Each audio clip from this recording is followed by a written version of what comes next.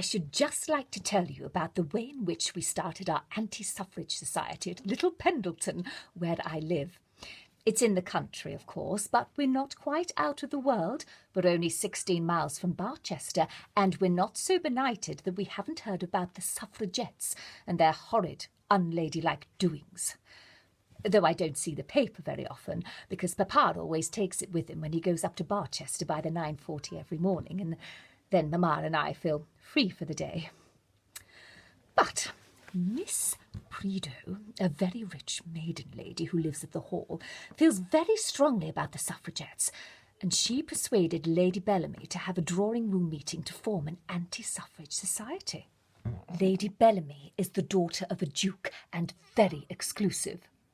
So we all jumped at the idea of going to her house.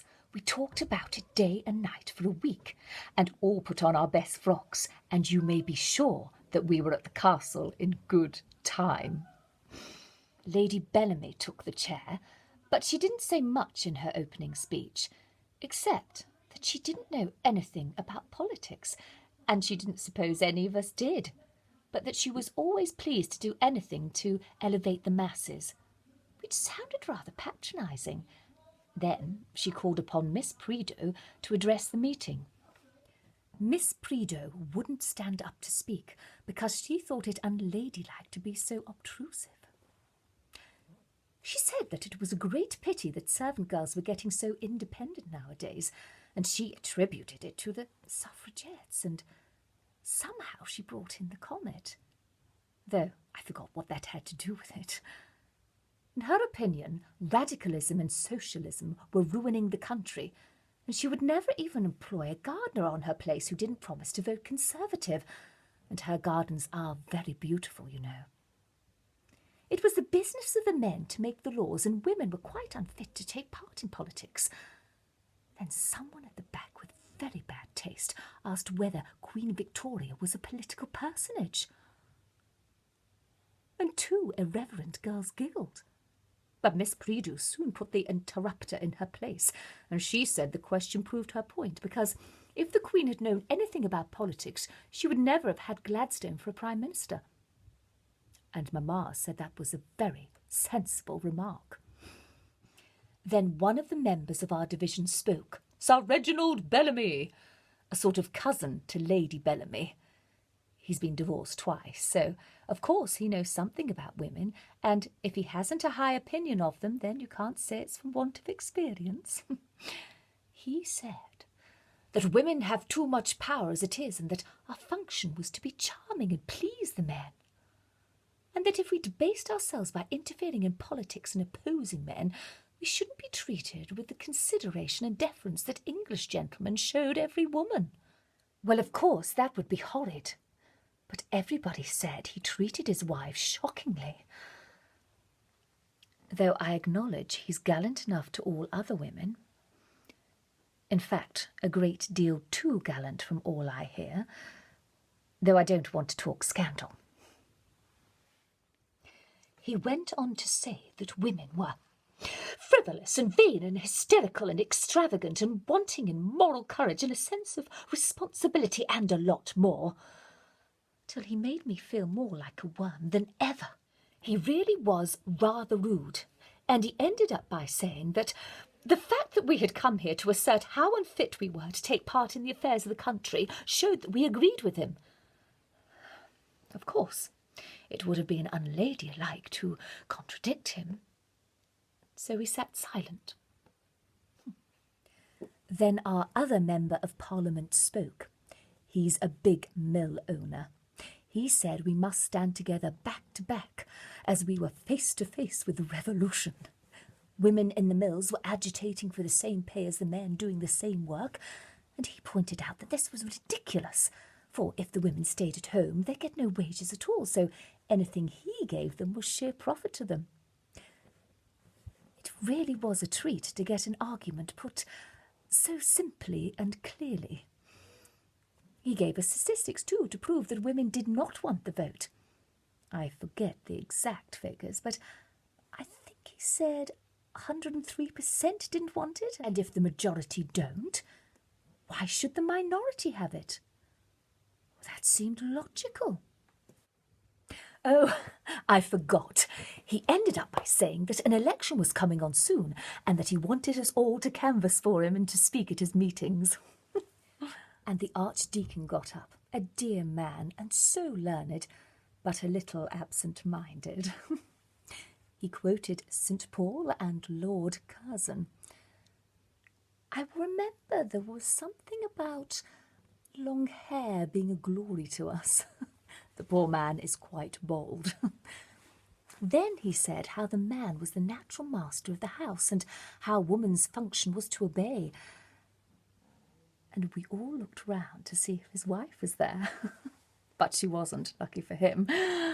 For there's no doubt the dear man is dreadfully henpecked, and if he wants to smoke, he has to go to the conservatory. He said woman's place was her home, and she ought always to be found in it, not gadding about to meetings and so on. And that made me feel uncomfortable, for that's just what we were doing. He said that a good woman would find plenty to fill up her time if she fulfilled her duties to her husband and family. That was a rather unfortunate remark, as Lady Bellamy is only home 3 months in the year for the hunting. All the rest of the time she's in Cairo or Monte Carlo or somewhere.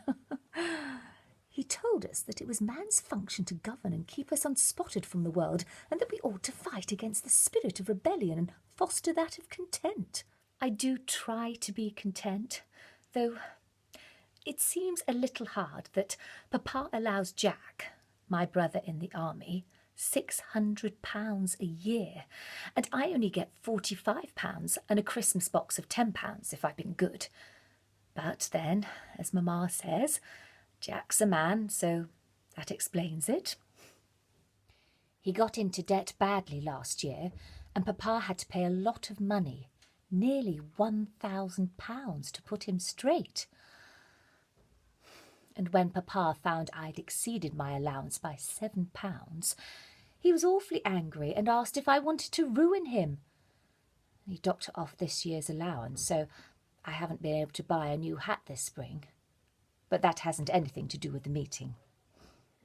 There was only one other speech by General Sir Thomas Charrington.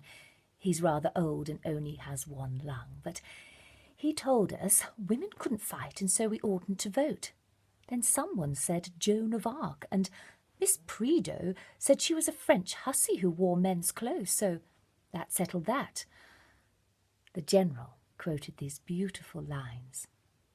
O woman in our hour of ease, uncertain, coy, and hard to please, when pain and anguish wring the brow, a ministering angel thou.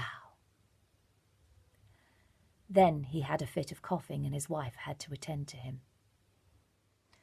None of the ladies would speak, so Lady Bellamy said that they must appoint a secretary, and to my horror she proposed me, and Mamma accepted for me. I couldn't speak, I was blushing so.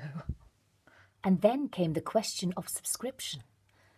And Miss Prideaux suggested 5 guineas so as to keep it select, and offered to give £100 to the funds if 6 other ladies would do the same, which was very generous of her. But so far we haven't got anyone to promise. Then Lady Bellamy said she must go, as she was motoring to her sister's to tea, and so we broke up, though it was only 3:30.